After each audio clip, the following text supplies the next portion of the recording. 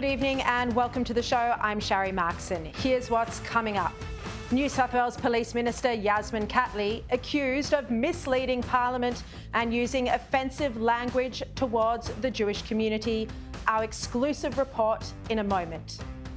Tonight I'll speak with two Israelis whose family members were taken hostage by Hamas.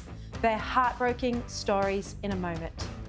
And journalist Cheng Lei celebrates her first day on Australian soil in 3 years. We'll find out how she spent it with James Morrow in a moment.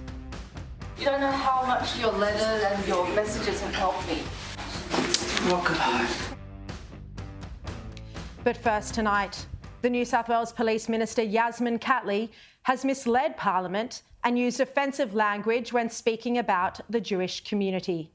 In conversations on Monday afternoon, in the lead-up to the protests at the Opera House, she referred to the Jewish community as "you people." She also said it would be better not to light the Opera House in the blue and white of the Israeli flag, and told leaders that Jewish families should stay out of the CBD, saying she wouldn't send her own children to the protest. Yet, in New South Wales Parliament today, Catley denied she'd ever told the Jewish community to stay out of the CBD. She was asked very clearly whether she personally told Jewish leaders on Monday that the community should stay away from the CBD of Sydney, and her reply, "No, I did not." My question is to the Minister for Police and Counter-Terrorism.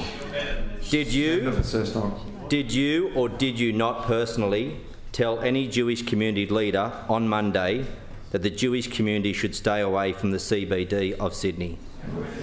Minister. Did you do that yesterday? No, I did not. I can tonight reveal that Catley has misled Parliament. I have confirmed Catley had several phone conversations and other communications with New South Wales Jewish Board of Deputies President David Ossip on Monday afternoon. According to sources familiar with those conversations and communications, Ossip argued with Catley about the advice for the Jewish community to stay out of the CBD and not attend the Opera House. He said in those conversations that it was unconscionable that police were advising the community to stay out of the CBD. But Catley backed in the decision by telling him that she wouldn't be sending her kids to the CBD. In fact, she said it would be better if the Opera House wasn't lit up at all. Catley told Ossip, and I quote, "Maybe it'll just be easier if we don't light the Opera House to protect you people." And I'm going to repeat that. She told Ossip on Monday afternoon in a phone conversation, "Maybe it'll be easier if we don't light the Opera House to protect you people." This is obviously highly offensive language towards the Jewish community. You people, it's divisive. We aren't separate, we're Australian. Ossip was resisting having to tell the community to stay at home, and he begged Catley. But her response that she agreed with the decision for Jews to stay away from the CBD by saying she wouldn't send her kids is insensitive. It shows that Catley had no understanding of the grief within the Jewish community over the terrorist massacre in Israel. The rally was on Monday, just 48 hours after the greatest loss of life of Jews in a single day since the Holocaust. Jews were grieving, and the Premier, Chris Minns, had offered a heartwarming gesture of lighting up the Opera House as a place for vigil. Many other world leaders had done the same. I understand Ossip implored Catley in these phone calls, which are understood to have taken place from around 4 p.m. until 6 p.m, to stop the protesters going from Town Hall to the Opera House. She failed to do so. Catley told Ossip that she couldn't do anything about it. This is false. This was an illegal protest. The required paperwork hadn't been submitted, and police did have the powers to shut it down. We saw those powers exercised frequently during the COVID lockdowns. Now, Catley herself first made the existence of these phone conversations public during a radio interview with Chris O'Keefe on 2GB on Tuesday. I have confirmed what was said in them with several sources who are involved in communicating the decision with the community. Osip today told me that these were private discussions and he felt strongly it was not appropriate to comment. But he used the opportunity to once again thank Premier Minns for his steadfast and principled leadership and support of the Jewish community. He noted that the decision to light up the Opera House was a prime example of this. Other representatives at the Jewish Board of Deputies likewise have declined to comment. I've contacted Cheng Lei for comment. She has denied these claims, but we're yet to receive a formal statement. In my view, there are now 3 reasons why Cheng Lei should resign. Her position is now untenable. Firstly, for the offensive language of referring to the Jewish community as "you people."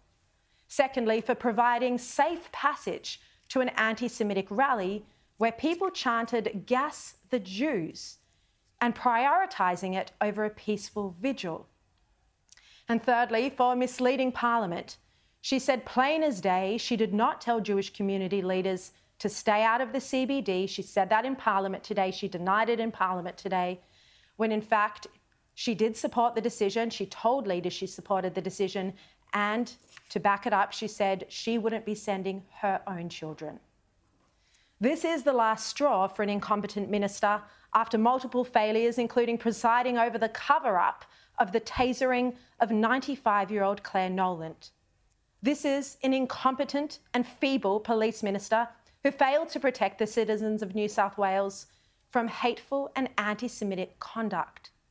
Our state deserves better than this, not just the Jewish community, but the entire state. This is the minister responsible for counter-terrorism. Would you trust her to protect you from a terror attack when she was unable to stop Monday's vile and racist protest?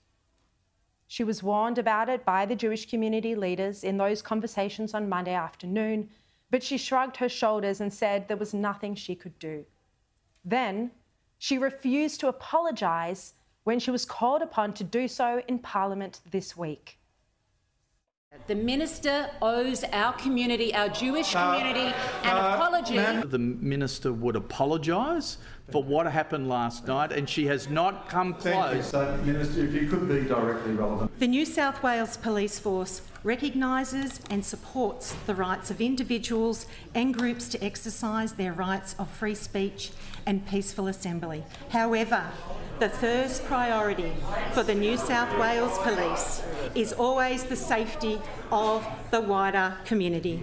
Mr Speaker, I encourage any person or group who has been the target of hate crime or incident to report this to the New South Wales Police.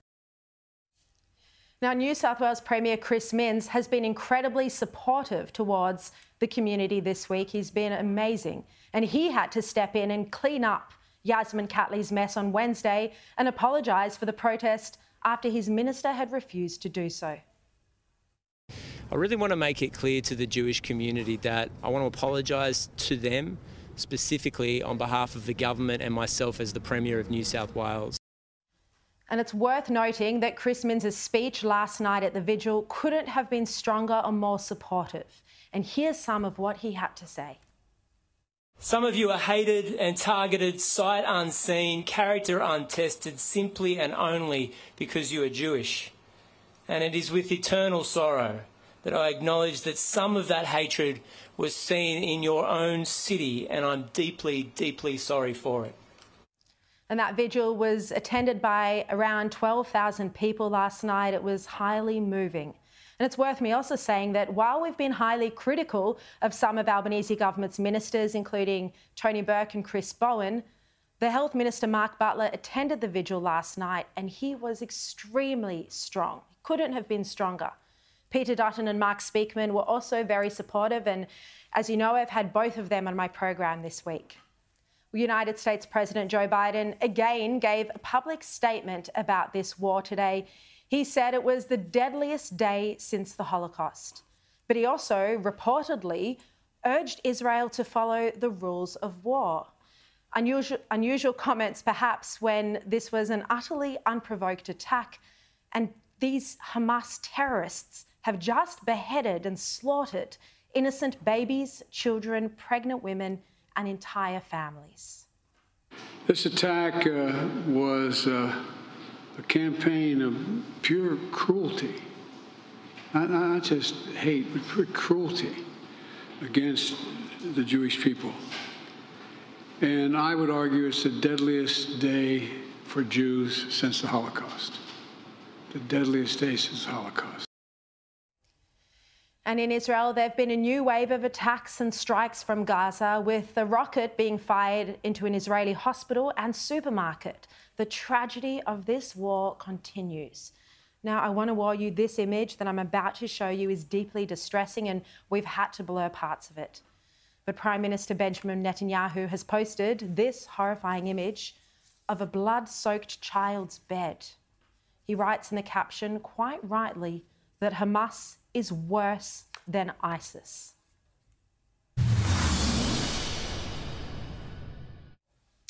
Let's bring in now Sky News host and Daily Telegraph's National Affairs Editor, James Morrow.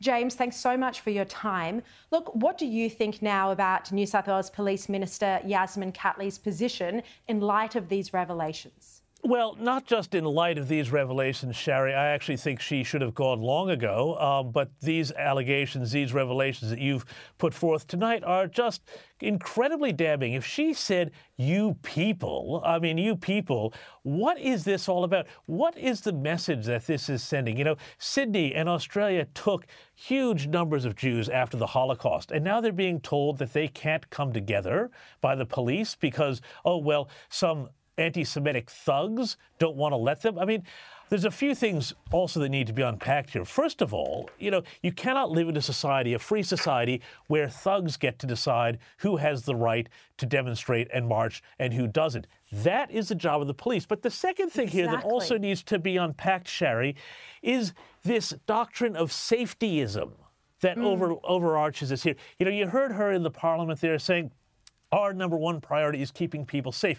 Well, I get that, and I get that keeping people safe is really important, but what the price seems to have been paid there was to allow people to go and violate the law, march illegally, set off flares, which is also a crime, violate vilification acts, and shout the most vile, horrendous things, which I can't believe we are hearing again here in Sydney, Australia. You know, blank the Jews, gas the Jews, horrible, horrible stuff. And yet police being told, just stay back because we don't want any conflict. We want to keep everybody safe. We want to keep you safe. We want to keep them safe. I'm sorry, but that's not good enough. You know, we saw in COVID how they dealt with illegal demonstrations. 100%. And what are they doing here? Her ministry is untenable, and Chris Minns needs to act to remove her within the next 24 hours. And the reality is, Chris Minns has been brilliant this week. He couldn't have been more supportive, but he spent the week cleaning up the incompetence of his minister over this. So we'll see how he responds to these revelations tonight, and I know they're going to be in the Daily Telegraph as well tomorrow. Now, James, I want to just talk about that image that Benjamin Netanyahu posted. So devastating. And, you know, we've seen the entirety of this week that the innocent, the vulnerable, pregnant women, children, babies have been targeted by these Hamas terrorists. And I think that's what makes everything that we've seen so horrific and so emotional. You know, we're not seeing a regular war, a regular contact where it's soldier to soldier. We have seen that the terrorists came in and targeted regular, innocent people at their most vulnerable in their home. I mean, I want to give you a chance to speak. I don't mean to be speaking for so long, but, you know, that story about the young couple who put their twin babies in the safe house, just managed to keep them there safe, and then came out and they were shot dead. It doesn't get more horrific. No, and I mean, every single thing we've seen here is so horrific. It's not about, you know, as you say, some strategic conflict between armies and taking territory and, you know, that sort of thing. But this has been about inflicting the most maximum terror. The thing that I keep thinking too, Sharri, through this is, you know, who are these people? Where do they find these people? How do they train these people to be so utterly vile and depraved to commit these sorts of crimes? What sort of hate is in them to be doing this sort of thing? It's just, it boggles the mind. But then, you know, what do we see? We see the usual stuff here. Well, Israel, they need to be restrained. No one's saying Iran. be restrained, Hamas be restrained, Hezbollah be restrained. It's always Israel be restrained. And I think that this is something that we need to really be on high alert for as Israel works to regain its security here, root out Hamas, and do whatever else needs to be done, that we don't get caught in this whole sort of, game of equivalent moralities here, because there simply is not, between the way Israel conducts itself and the way its enemies, who would destroy every last Jew on the planet if they had their chance. Just read the charters of Hamas and Hezbollah. When people tell you who they are, Sharri, believe them and act accordingly. And I think what's been also so shocking is that, we sit here in beautiful Australia, tolerant Australia, where we have values of mateship and acceptance, and we think all of that hatred and that cruelty is a world away, but yet we've seen people celebrate it and agree with it here. And endorse it. Even at the University of Sydney, who have, this week endorsed it, used the occasion to launch boycott, divestment and sanctions petitions. It's disgusting.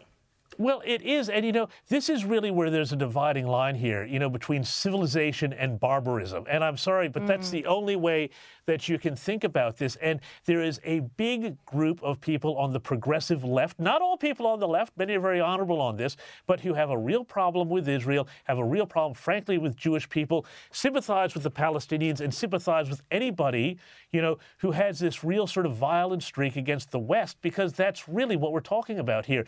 Anti-Semitism is a real sickness of a sick society, and it needs to be rooted out wherever we see it. Yeah. Now, James, Australian-Chinese journalist Cheng Lei celebrating her first day on Australian soil in 3 years. She tweeted today, "Tight hugs, teary screams, holding my kids in the spring sunshine. Trees shimmy from the breeze.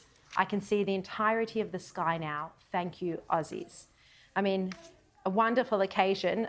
I don't mean to be cynical, but I do note that the video that's been released to go with this happy occasion has been of Cheng Lei thanking the Prime Minister and Penny Wong. So it looks like they are using this for political purposes. Well, look, I think it's still a happy occasion. Cheng Lei, I've written about her and done a documentary about her. It's great news that she's back. I think the Albanese government did a great job on this. Penny Wong did a great job. I've been critics of them on a lot of things, but on this I say well done. But there's others like Yang Hangjun still in Chinese prison. So, it's not the end of the road. James Morrow, thank you so much for your time. Thanks, Sharri. And we'll read your reports in the Daily Telegraph and see you on Sky News. Now, coming up, the latest polling suggests 1 in 8 Australians are still undecided on The Voice. Paul Kelly from The Australian, not the singer-songwriter, will join me next.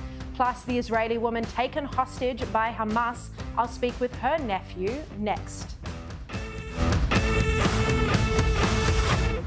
Welcome back. Well, in breaking news, the New South Wales opposition leader Mark Speakman has called for the Premier Chris Minns to sack his police minister Yasmin Catley if she won't resign. This following our revelations on tonight's program that she misled Parliament today and that she offended the Jewish community by referring to them as "you people" in phone conversations with Jewish community leaders on Monday afternoon. Here is the tweet from opposition leader Mark Speakman. He says that Chris Minns must sack Yasmin Catley immediately if she won't resign. Now, more details are emerging of the sickening attacks on Israeli communities and kibbutzes by Hamas terrorists. The elderly gunned down at a bus stop, women separated from their children and raped, beheaded babies and young children. More than 200 hostages are believed to have been kidnapped by Hamas. They're reportedly not letting them go. Some, about 3, might have been released. Dozens remain unaccounted for. One of these hostages, Adina Moish, is a 72-year-old grandmother, and she can be seen here being taken away by terrorists after they killed her husband before her very eyes. Her nephew, Eyal Nori, wants her released for humanitarian reasons. She's very ill, and he joins me now live from Israel. Thank you so much for your time. So what happened, and how did you first learn that they'd been kidnapped? It took some time. You should understand that this kibbutz near Oz is a small village with not too many people.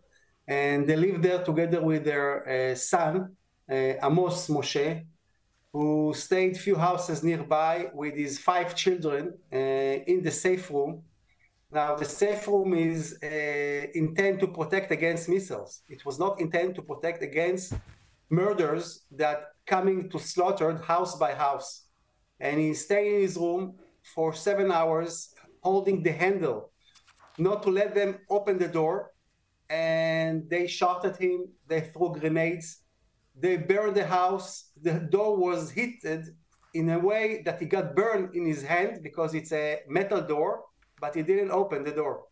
And once, after like 7 or 10 hours, where the army came to rescue, he went to his father's house and he saw his father lying on the door in the safe room from inside, shot with dozens of bullets. They killed 75 years old man with thousands of bullets. And the window was open and my aunt was missing. So we started looking all over the media, the social media, and we found out from 2 sources. One picture of taken out by AP photographer, and another video that someone else took, where you see her sitting on a motorbike with 2 terrorists, one in front driving and one in the back, and she's taken hostage. Now, my aunt has a heart problem.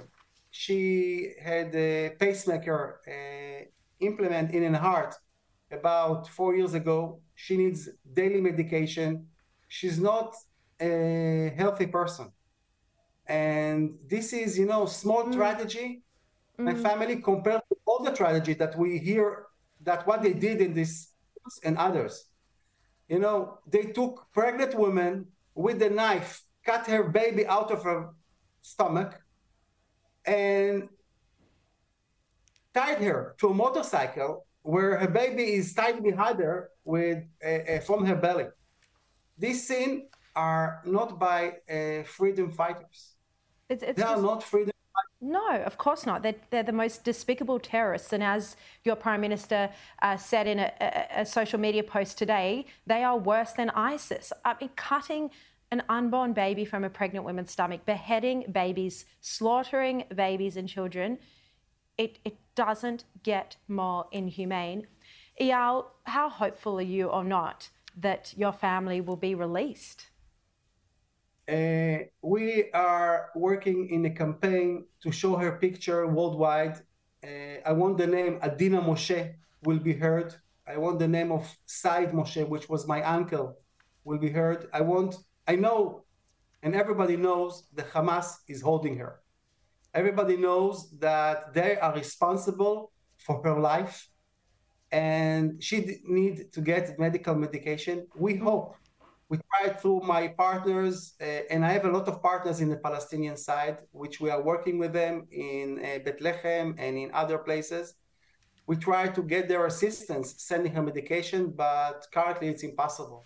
Yeah. So we want to get the whole world to pray with us to her safe return, and we don't need the murderers to be staying in our prisons. We are supporting the release of all the prisoners from both sides, just bring them back home. Yeah.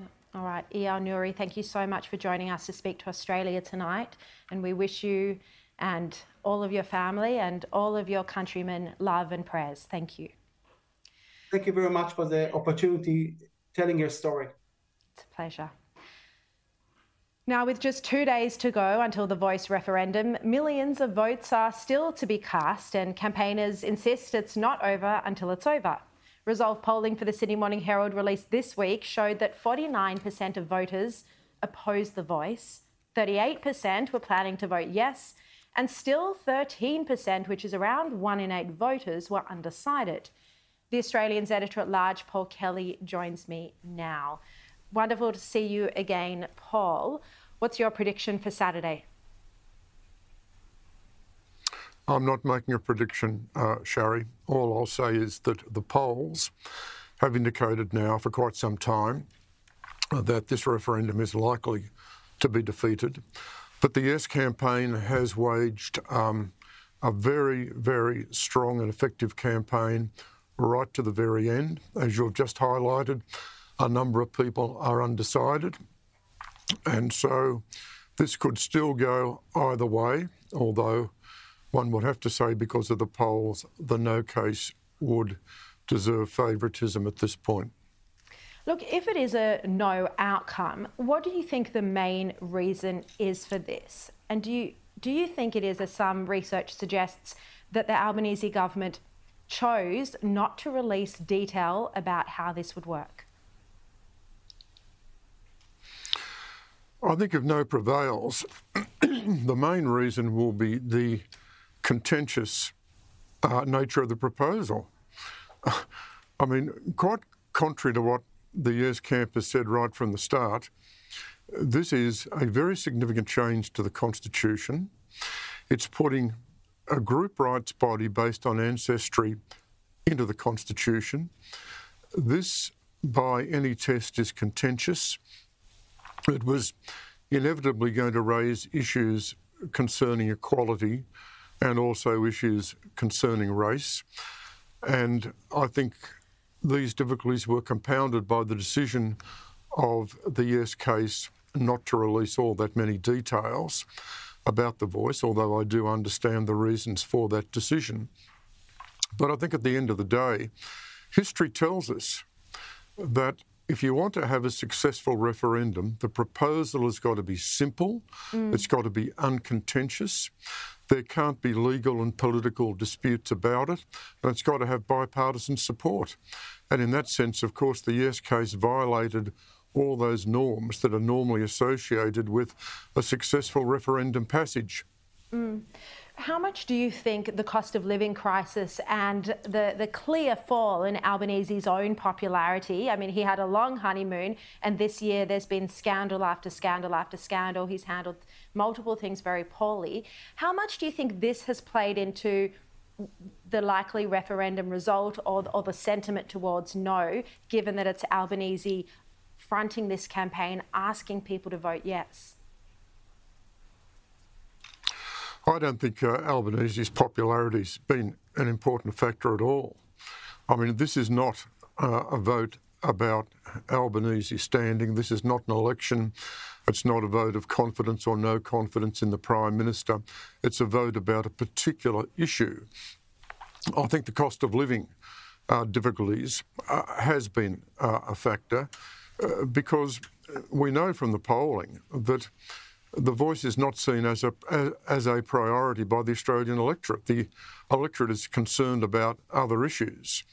And so I think in that sense, the voice, as far as a lot of people were concerned, would be a distraction, and that certainly wouldn't have helped the Yes case. I think it's interesting because Peter Dutton has made comments from time to time that he could, you know, if he were to win government, have another referendum or some other option for having Indigenous recognition in the Constitution. And it would be an interesting case if it is Dutton. I mean, it was his idea to have the same-sex marriage plebiscite. So in a way, you could argue Dutton delivered same-sex marriage in this country. And I wonder if he will be the one to also have Indigenous recognition in the Constitution, which is the less contentious proposal. You know, it's the voice that a lot of people don't agree with.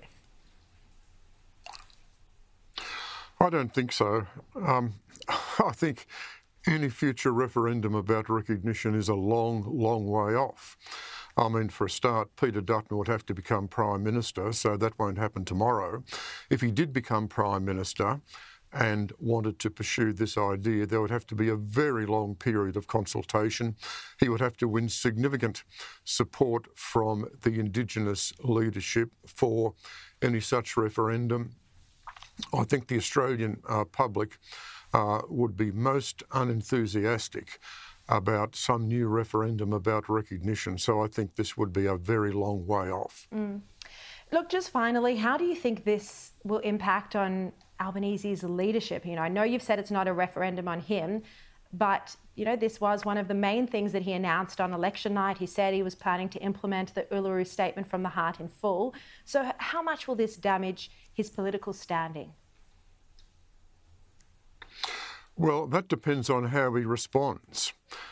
If we assume that the referendum is defeated, then what will be very important will be the way the Prime Minister responds, and he must try then to bring the country together.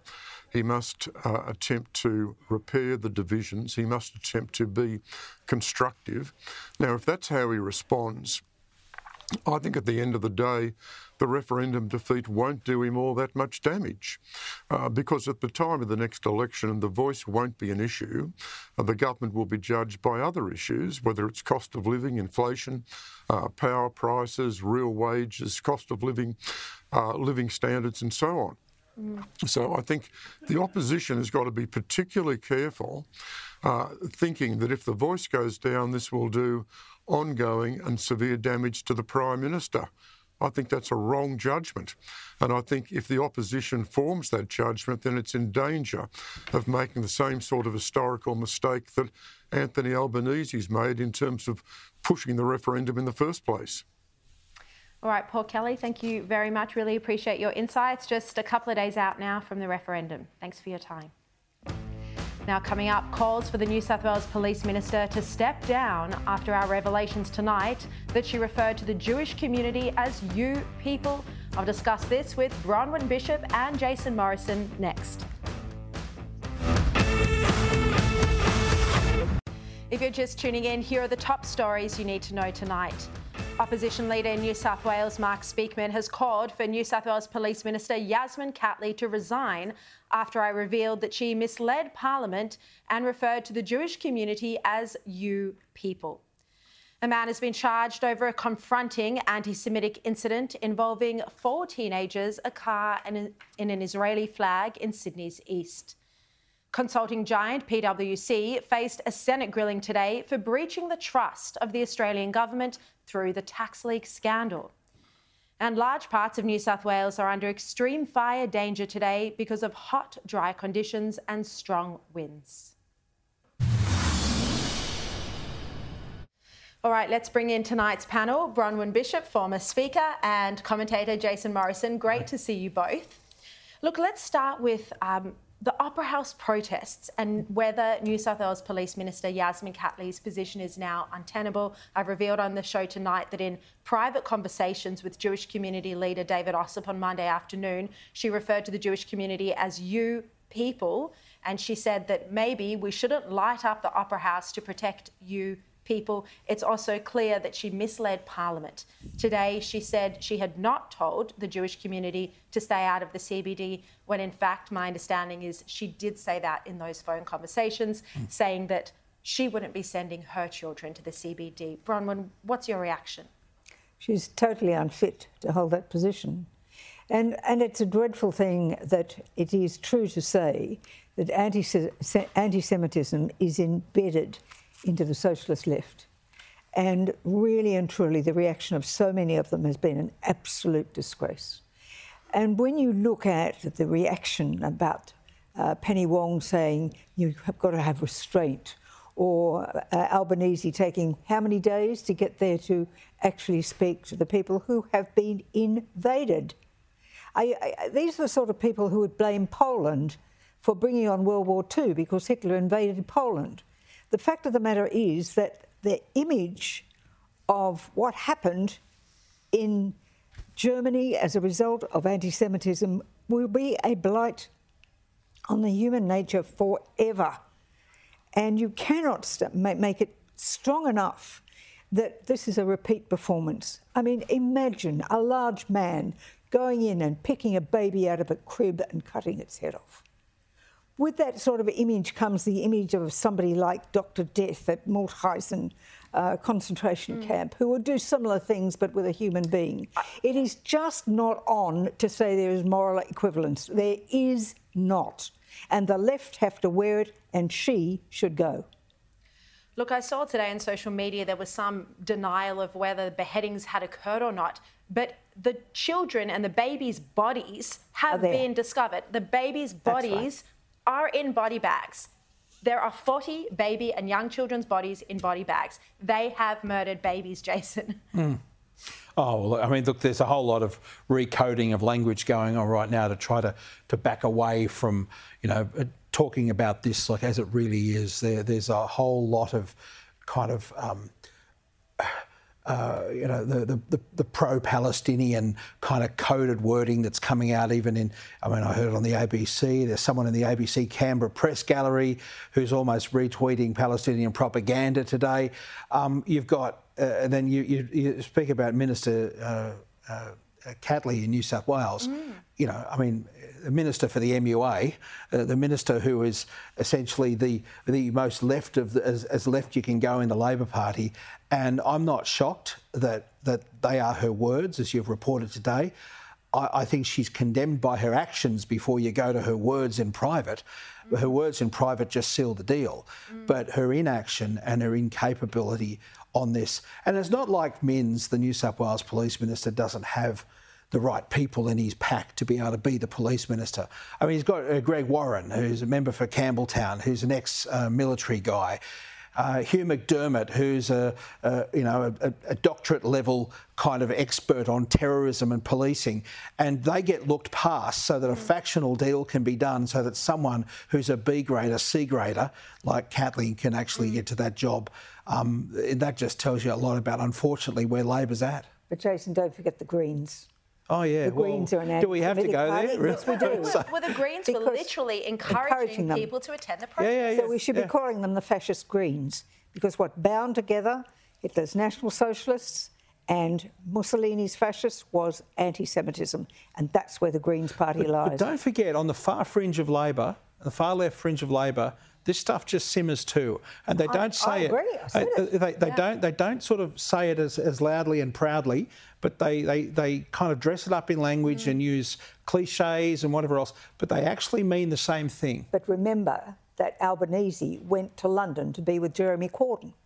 Jeremy Corbyn, who was totally anti-Semitic and absolutely voted down by the British people. Just to be clear, we're not saying Anthony Albanese No, is we're not. anti-Semitic, but I have on this program many times shown Albanese's history going back 20 years of support for the Palestinian cause, and that's fine. He's entitled to do that. Everyone is entitled to their own opinion, but this is where we just need to know that this is where his heart lies. He's criticised Israel through his entire parliamentary career. He's been at a pro-Palestinian protest. I played that clip on my show last night. So he doesn't come to this as a natural.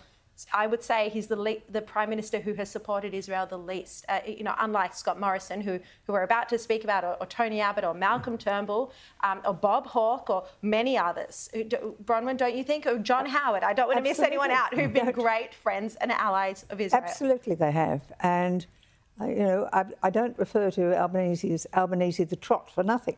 I mean, that's where he politically lines up, on the far left of the I don't party. know how you can lead a nation like this and not support Israel's right to exist. I just don't know how you can lead a nation like this. He said the right things this week. We're just talking about his sentiment throughout his career.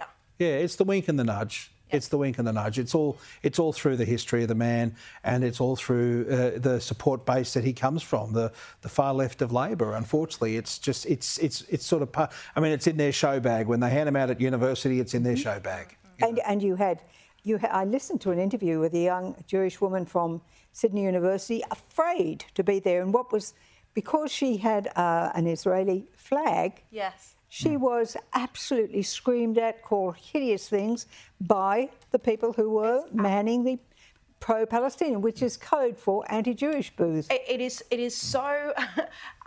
the environment at Sydney University is so unaccepting of anyone who supports Israel, and I was actually going to do my editorial on it tonight before I had the story about Yasmin Catley, because they attended the protest on Monday night, a whole bunch of... There's lecturers, academics there who have started building a petition to boycott Israel in the wake of the protests. Yes. And the university... in the wake of the terror attacks. The university management acts shocked that this is going on. Every time this happens, they act shocked. There's a statement out from Sydney Uni again today saying we're stunned that this is going on our campus. Well, you know, open the door, have a look. But history tells us that anti-Semitism can only prosper and grow and become accepted when it's the likes of universities and people of a higher so-called echelon start to advocate for it.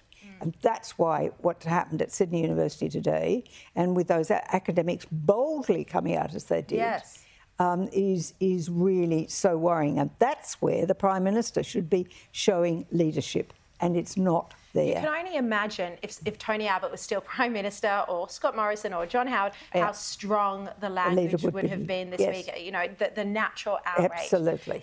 But you know, another point on Yasmin Catley is this isn't just a Jewish issue. You know, someone who can't rein in a protest from the CBD to the Opera House, who feels she doesn't have it within her power or her ability to shut it down. Well, why should she be the police and terrorist minister? And counter-terrorist minister? Well, she's not capable of doing that, and Premier Minns has shown that today by having to go in and kind of correct all of her incorrect actions over the past few days. But, you know, the illumination of the Opera House, there would have been intelligence. For a very short time. Yeah, it should have been for longer, but there would have been intelligence that would have could have caused problems. And this is when, if you have a good police minister, she calls the hierarchy together, and I note the police commissioner in New South Wales is still on holidays, but you call the hierarchy together and you say, all right, we've got to make sure that this is protected tonight. This is a government decision. But you see, she's over in the kooky side of the Labor Party that kind of thinks, as you've revealed today, this shouldn't have happened anyway. We shouldn't have bothered with this. It wasn't deserving of this, or whatever the language was. And so her heart's not in it. So the fact that this went on, I would imagine there would be people who she would consider to be political allies that would have been very quietly cheering them on. Wow. And it's disgusting. And don't forget, they had no trouble shutting down protests about COVID, exactly. About vaccines, do it if they want. People complaining about being locked down. No trouble at all. Absolutely. Bronwyn Bishop, Jason Morrison, thank you both so much. Judy. Now, after the break, more harrowing stories from those attacked and kidnapped in Israel. I'm going to speak to one Israeli woman whose parents have been taken hostage by Hamas. That's next, after the break. Welcome back. Well, my next guest's parents are missing. Part of the many taken hostage by Hamas. Sharone Lifeschitz's mother and father, both aged in their 80s, were dragged from their kibbutz in Nir Oz by terrorists. But had the abductors taken a moment to see them as anything other than Jews, they would have known that these people were not the enemy. Sharone says her father was a friend to the Palestinians, taking time out from his retirement to drive them to and from hospitals in and out of Gaza. We've had to blur these images of her family, as obviously Sharone doesn't want any retribution because of her speaking out. She's desperately hoping for their safe return. Sharone is in London and she joins me now. Thank you so much, Sharone, for speaking with me at this very difficult time. Tell me the story of how you learned that your parents in their 80s had been taken hostage in this terror attack. I was on a way out for a day out in New York when I checked and found out on a news feed that there's a flare-up in the region, and this is kind of something that repeats itself. So I called my mom and I couldn't get hold of her, and I thought maybe she's away. I called my brother and he then told me that the situation is very bad, that they've crossed the border and that there is Hamas militants in the kibbutz. This is a nightmare scenario that all of us are always petrified of, but in the hours that followed, we realized that there's no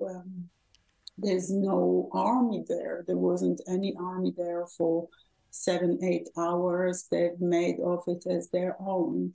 We couldn't get old, but we could hear stories from other people. People are begging for their life when they are ill and injured. Shooting. About 2 hours later, I saw footage that aired in Al Jazeera of a journalist standing in front of the camera just behind my parents' house. A place that is so beautiful and so full of love. And he was just standing there in broad daylight, and behind him were Palestinian militant. I don't want to say Palestinian, I want to say Hamas militants. And people were just all over the place, machine guns shooting. And then we just had very anxious hours hearing about people that we know all our life. We are a very small community. The small group of people that are meant to protect the kibbutz for any infiltration were rumored to all be dead. These are people I grew up with since I was a baby. This is, and we had so little knowledge. We couldn't, the army was not there. There was no one there to help. No one to protect them. And I mean, this is part of, obviously it's the terrorists' complete fault that all of this happened, but obviously part of what's going to have to be examined in the aftermath is why there was no intelligence about this attack. Israelis' intelligence is meant to be the best in the world, and why there was this operational failure, why there was no one on the ground protecting the communities, why it took so long for any of the IDF to actually get down to these areas. I mean, we're hearing figures that 160 or 200 hostages were taken. We don't know the exact number, but the amount of time it would take for the Hamas terrorists to get them across the border, I mean, these are the questions you obviously are asking now. This is a carefully planned, premeditated massacre. We have to understand. This is a level of cruelty that's bestowed upon my people that I cannot begin to comprehend. We would be there and we would bury the dead, and we have to think what we do with that place because it's destroyed. It's built with so much love over so many years. It's, we held it together. We didn't have our own gardens. We had shared gardens, and they were just enjoyed by all of us and our visitors and everybody. My parents spent their whole life building the place. My mom, but all this, I have to go back again and again. There are people out there, these people are still there. We cannot start thinking about the dead. We cannot start thinking about the trauma. We have to put all our efforts. We call upon the leaders of the world, the leaders of the Arab world, to work towards releasing these hostages. These are elderly women and children and men that are over 65. My parents are 85 and 83. They literally had to disconnect my mom from her oxygen to take her. What a level of hatred are we accepting? What is acceptable to us as human beings? And we have to now work ceaselessly to bring those we can bring back to their family. We have lost so many are dead, such devastation. These are our hope. You have to help us return them. There should be a humanitarian corridor taking them out. The leaders of the Arab world should come together and work as one to prevent any further destruction. Yeah, and that's why you're speaking out now, Sharone. I know how difficult this is for you. I can see how difficult it is for you to do this media interview, but you want there to be pressure on the Arab leaders to pressure Hamas and any other leaders to release the hostages like your parents aged 83 and 85. Sharone, thank you so much for your time. Thank you so much for watching this week. It's been a really tough week. I'll be back 5 o'clock Monday, and here's Peter Credlin.